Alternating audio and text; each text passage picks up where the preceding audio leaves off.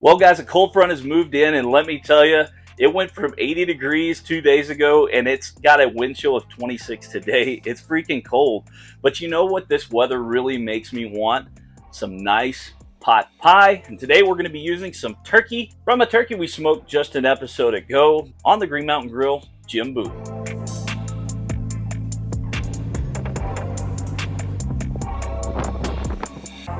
There's just some foods in the cold that really make sense and really comfort somebody and help warm them up.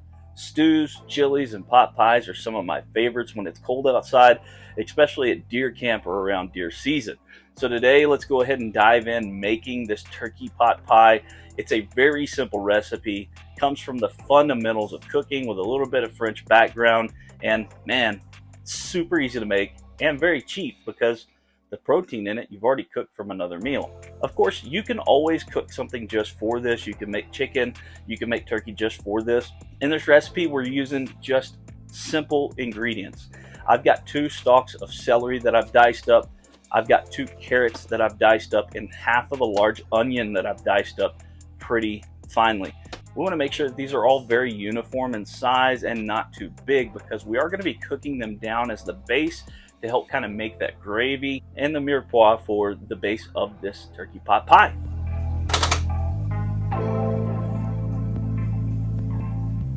Another little pro tip is, instead of regular butter, use that butter that you stored with the turkey that was left over from the cook.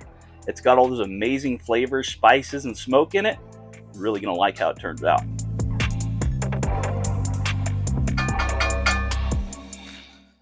Adding to our butter that we got out of our cooked turkey, we're going to add 2 parts onion, and then we'll go 1 part each of celery and carrots. And we're going to cook this onion down before we add the celery and carrots. If we cook the carrots as much as we do these onions, they're just going to be super mushy after it bakes in the smoker. So let's just get these down and translucent, not really sauteed. We don't want these to break down too much. We just want to get them nice and translucent, cooked in this seasoned butter from our turkey. All right, our onions have been simmering for a few minutes, so let's finish off this mirepoix by adding our celery and our carrots. I think it's very classic and very needing to have celery and carrots and onions, the full mirepoix in your turkey pot pie, just because, I mean, it's classic. These flavors are fundamental building blocks for so many things for a reason. Let's get these simmered down for just a few minutes, not too much. Again, we don't want to overcook anything. We don't want to fully cook anything until it's in the smoker baking. At this point, guys, we're going to be adding some flour, and we really want to cook this flour in a little bit to get that floury taste out. So we're going to add a couple of tablespoons, probably close to a 1/4 cup of flour, and get it cooked in, stirred in really well.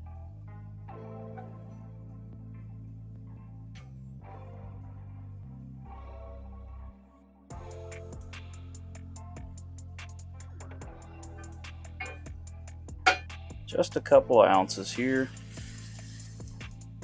We'll stir it in. It's like you're making a roux or a gravy. Like it more creamy, you can adjust your liquid. Let's see how that's thickened up.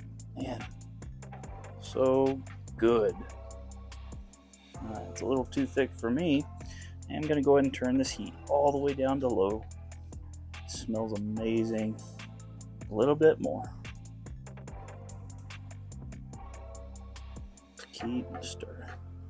Just keep stirring, just keep stirring. If you can make it a little bit more loose and watery now, as it cooks in the smoker or the oven, however you want to finish this off, it won't dry up and get too thick then. So remember, it will tighten up as it cooks, because it's going to be in there for 45 minutes or so. That's almost perfect. I might add a little bit more. Man, that looks beautiful. All right, at this point, guys, I'm going to turn the heat all the way off, and I'm going to dice up my turkey. We've got about 1 pound of leftover turkey, and I'm just going to rough chop it. We don't want it huge because this isn't the biggest skillet, so we don't want to make it too big, but we don't want it too little either. We want it to stand on its own and and really make a bold statement.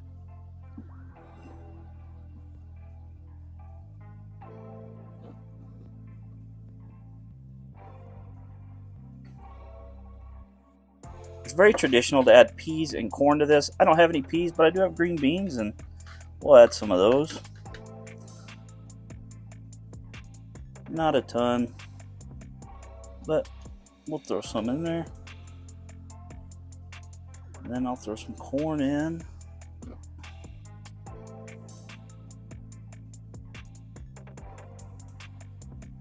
going to be basically a one-pot meal.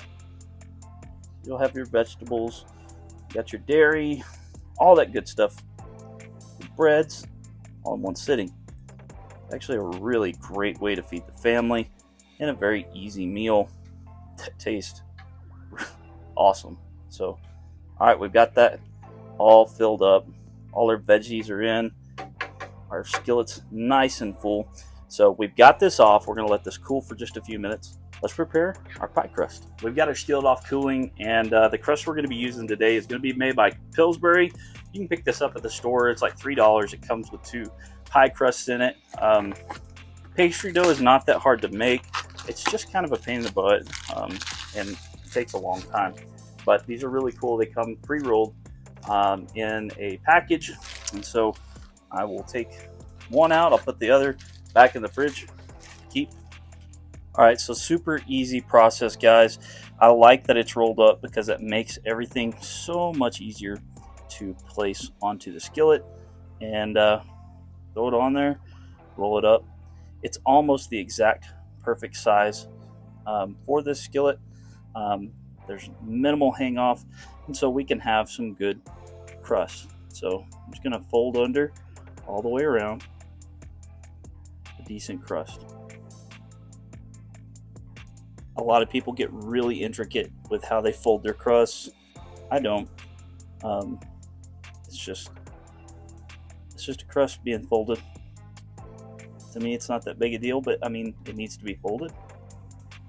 And we'll crimp it.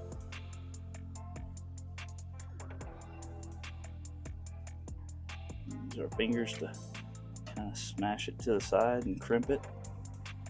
I know a lot of people use a fork, but I think I'm already touching it with my hand. May as well just use my thumb. So we're just going to do a light egg wash on top. It's going to get a great brown finish by doing this. And I mean, you're not putting a ton, you're just doing a little bit of an egg wash. Just a good brown finish. It's going to look nice and pretty. It's going to be nice and crisp. And that's how we like it, right? And then it is going to need a little bit of a wheat pole.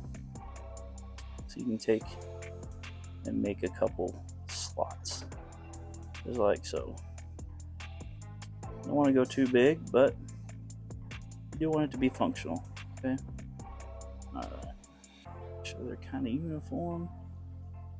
And then we'll just do a few in between. So we've got our pie completely filled. We've got our crust on. We've got it crimped. We've got it egg washed and vented. So now it's time to take it out to our Green Mountain Grills Gym buoy.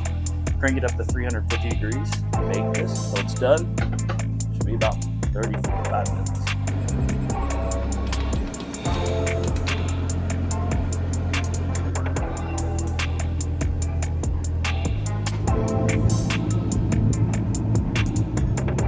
After 45 minutes, guys, it just wasn't dark brown enough, so I left it in there for another 10 minutes, and it came out looking absolutely wonderful. It turned out just absolutely gorgeous. It's nice and tan. It's golden brown with some crisp to it.